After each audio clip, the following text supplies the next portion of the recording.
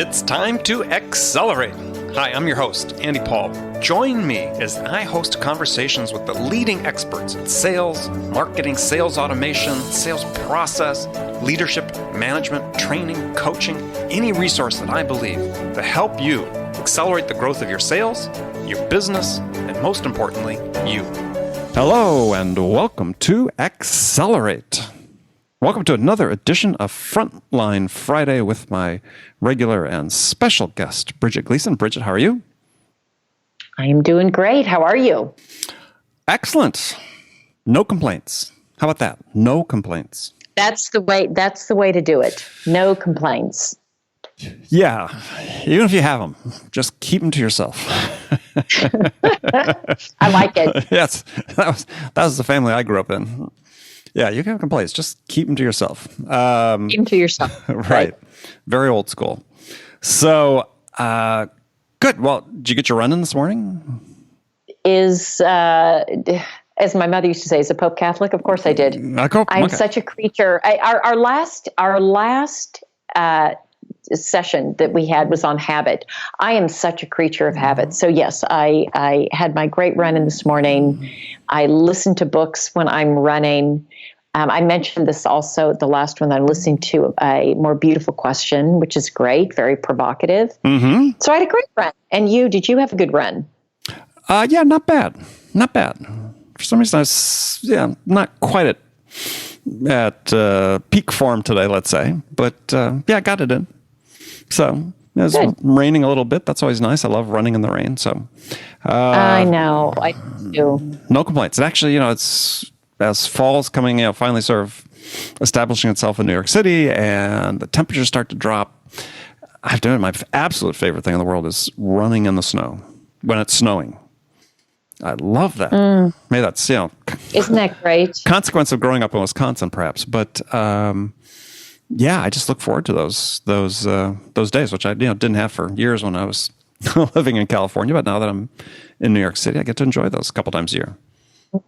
It's fantastic. Yeah. So today, we're going to sort of riff off a question that was submitted by a listener, Tim. Oh, good. Good. I love these. And I'm going to paraphrase his question, which was phrased more lengthily, which was basically, how do I reduce the number of no decisions that I have, with prospects in my pipeline? And so this is a problem. Multiple studies have been done. Various sources. I think lots of people listening probably have seen these. Is that it's estimated 50 to 60% of qualified sales opportunities in a pipeline result in what I call the no decision. Okay. So, I think some people say that's a failure of qualification, but I'm not sure that's the case. I mean, as I spend more time digging into this myself, I wonder if it's more a question of a failure of selling than failure of qualification. What do you think? Well, I would consider qualification a piece of selling. So, well, yeah, but I'm talking about. But you think that it's that.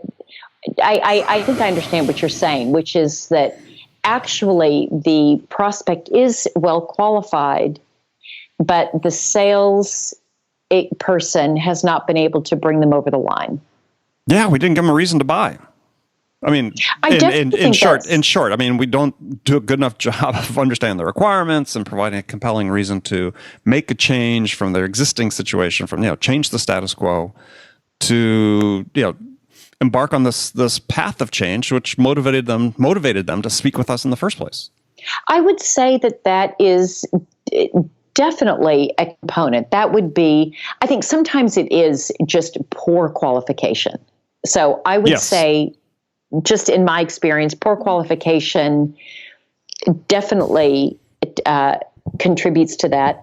Well, let's and then before you go on, I was going to say, okay, well, let's maybe try to quantify that. Excuse me, is because we talked about in our last show, we talked about habits and the importance of sales habits, and qualification. Great qualification is certainly a habit and a skill that needs to be mastered.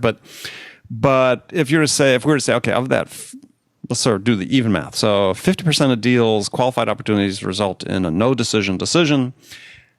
What percentage of those perhaps are a failure of qualification? These people should never have been in the pipeline in the first place.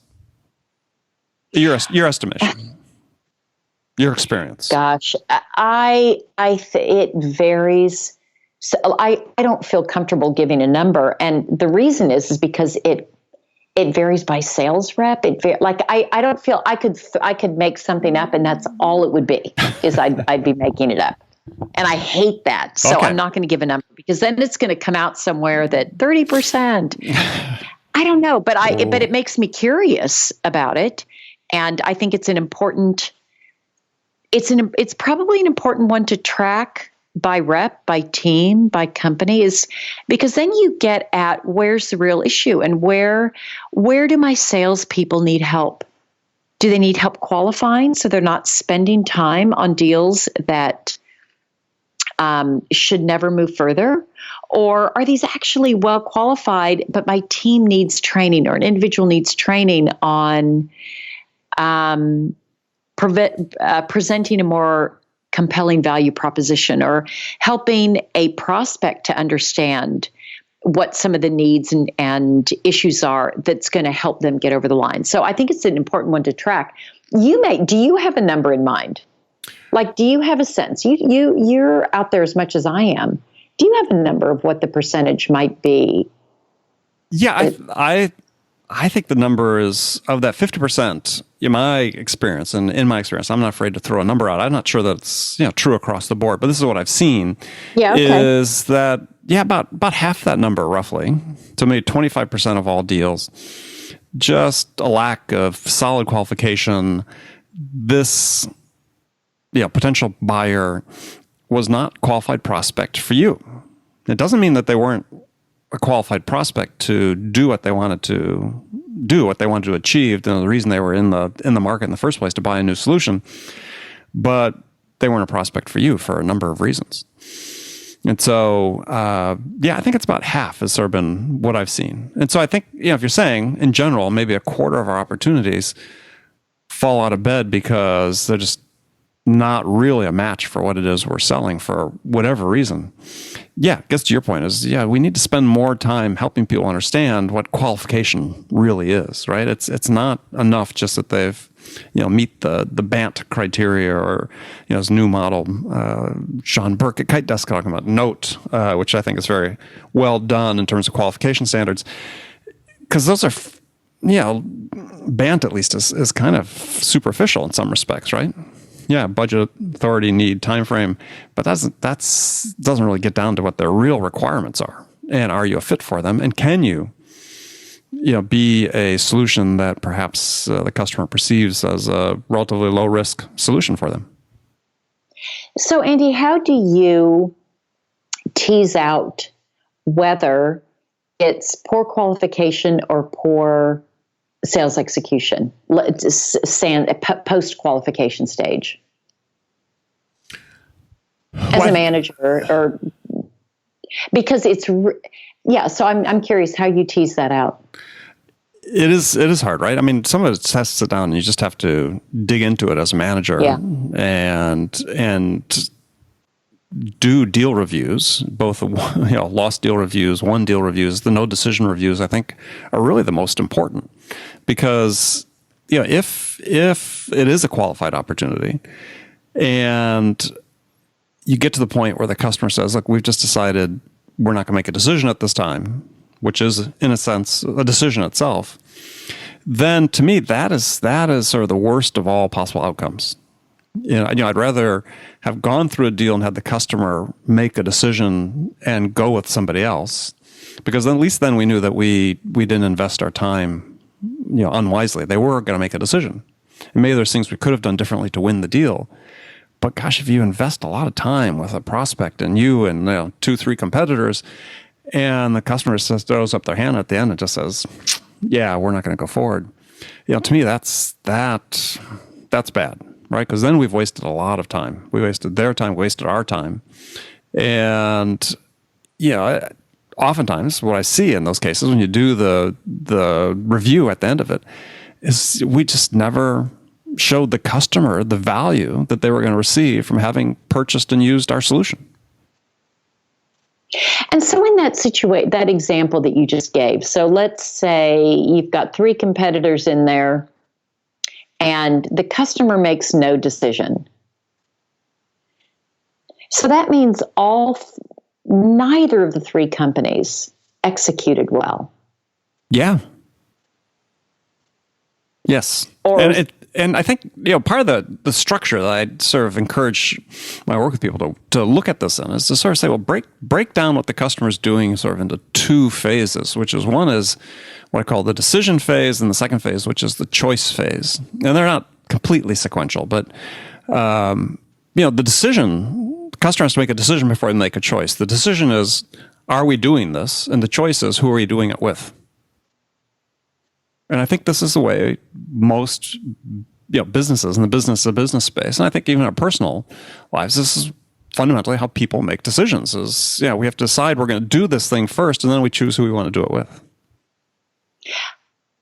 Yeah, and I would almost add another is actually timing. Do we need to make a change? Who are we going to make the change with? And do we need to make the change now? Yeah, great. Yeah, I like that. But I mean, so when you think about it, is that first thing that we're trying to do is, and I think that it's really increasingly, the customers are more self-sufficient in the decision phase than they have been in the past, right? No secret there. Value of the internet to them is they can go out, they can gather that information as much as they need, do their deep dives, all the research. How much do they really need the sales reps? Well, I mean, that sort of says, okay, well, how are we engaging with them, right? We talked about that in previous episodes. So you have to sort of think, gosh, we're sort of these 2 things, right? Are we able to convince them that this is the right solution for them? And then 2 is, are we the one that they going to choose to do it with? Right. And so let's say that we've ruled out qualification. Okay, so let's say that we've mastered qualification. And we'll come back and we'll do an episode on qualification. Yeah, because that's a super important one. Yes. So let's say now we're all around execution.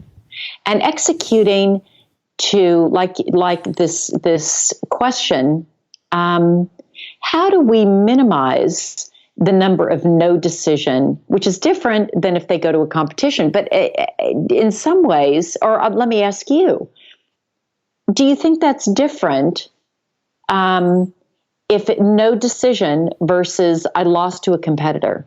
Is there a different skill set? Is it a different skill set of closing that you see, somebody that the prospect just doesn't make a decision versus they go with a competitor, or is it the same skill set?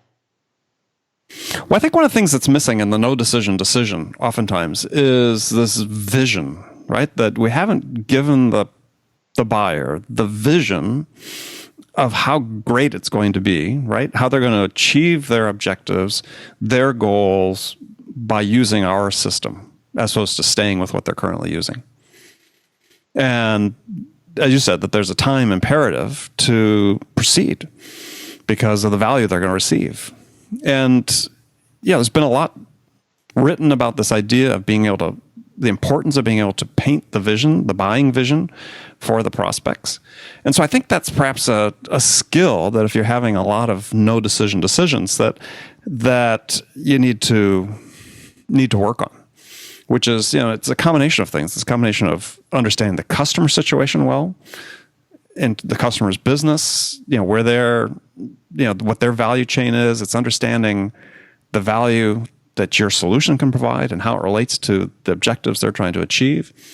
So it's understanding your product, your service, your offering, the customer's requirements, the customer's business, customer's company, and being able to take them on that journey, right? Paint that vision for them.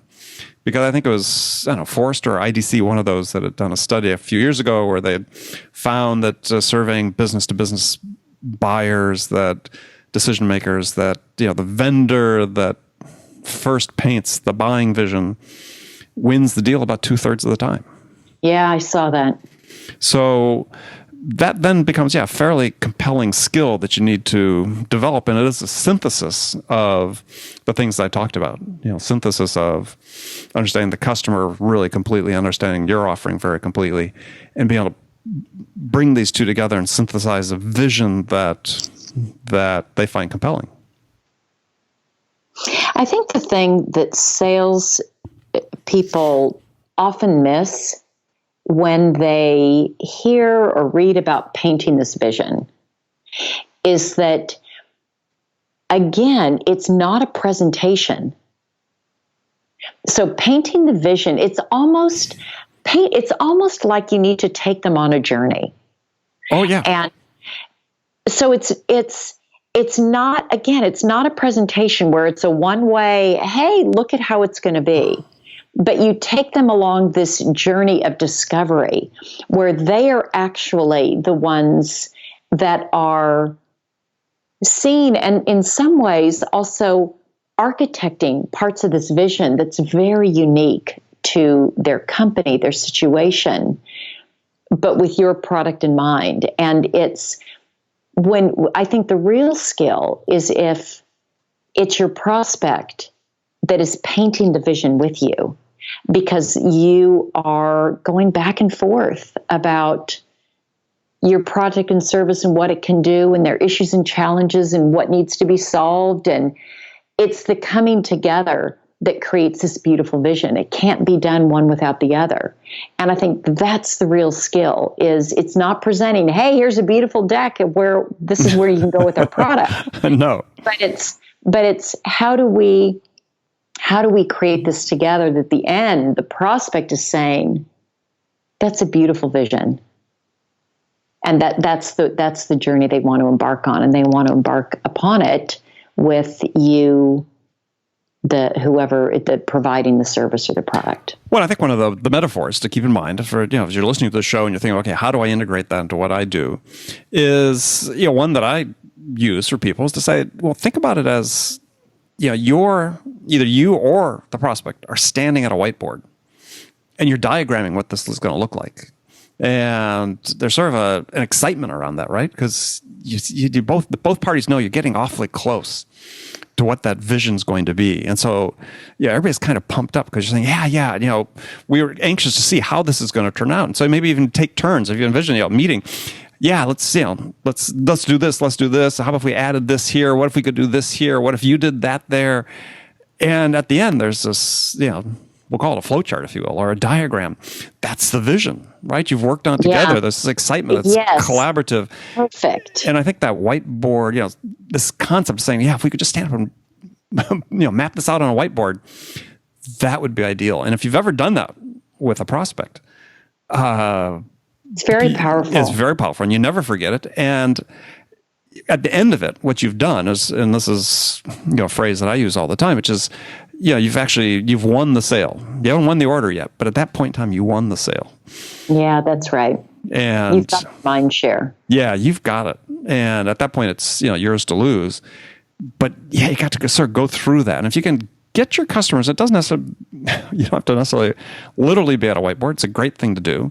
But, there are other ways you can accomplish the same thing. There are other online tools, collaborative tools you could do. It could potentially just be done through a video call, a phone call. I mean, there's ways to do it, but it certainly needs to be real time. I mean, because it's a culmination, right? It's not like you're taking them on a journey from start to finish on that one interaction. To your point earlier, this is part of the journey. This is the culmination of the journey. You're taking all the bits and pieces that you've had and you're stringing them together, and it creates this vision. Yeah, this vision and this journey where you're walking together, and you can see, this looks like a better place than where I am. And like you said, it's fun. It's what's fun about being in sales is when you have this co-creative experience with a customer. That's really fun. It's this collaboration. I think that's where the magic happens. Well, increasingly too, we're talking about in sales, the value to the prospect of the customer experience, of the buying experience itself.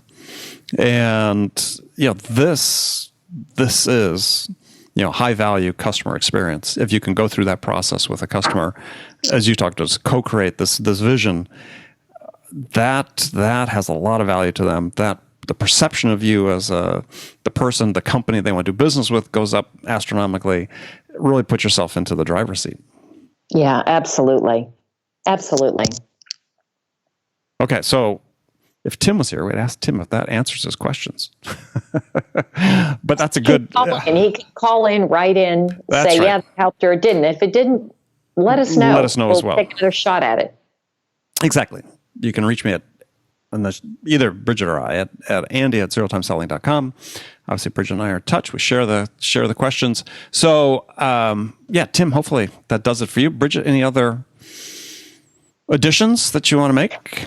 Well, it just makes me excited as I think about it that, people will, I've been in sales, as have you, Andy, for a long time, and why we're in it and why we love it. And this collaboration and this co-creation is one of the things that's the most fun. Like I said, it's where the magic happens. And I think getting back to Tim's question, that's what learning how to do that effectively with a customer, with a prospect, not for a prospect, I think is key in helping to shrink the number of no decisions that happen. Is if you can get into that dynamic, then you're much more likely to have a decision made, and much more likely to have a decision made in your favor. Right. And once you've done that, the feeling is going to stick with you, and you're going to replicate that feeling as often as you can with your prospects. And that's the great thing. Then it starts becoming, to use a word we talked about in the last episode, becomes habitual, and you get better and better at it. You become more skillful at it, and helping lead the prospect on that journey. And you want to replicate that feeling as often as you can. That's success in sales. Absolutely. All right. What's so fun about it? Yeah. And we're in it for fun, if nothing else, right? I mean, yes. It can all be about what you're doing. It could be money for you, but I think that lure only lasts for so long, and that has to be fun. So, well, Bridget, as always, fantastic to talk with you, and look forward to talking to you again next week. And for those of you who spent time with us today, really appreciate it. Please do send us any questions you might have about sales that we could answer, and you can send those to me at Andy@zerotimeselling.com. And thanks again. Look forward to talking to you next week. And Bridget, you as well. Have a great one. Good to talk to you. Bye. Thanks for listening to the show. If you like what you heard and want to make sure you don't miss any upcoming episodes, please subscribe to this podcast on iTunes or Stitcher.com. For more information about today's guest, visit my website at andypaul.com.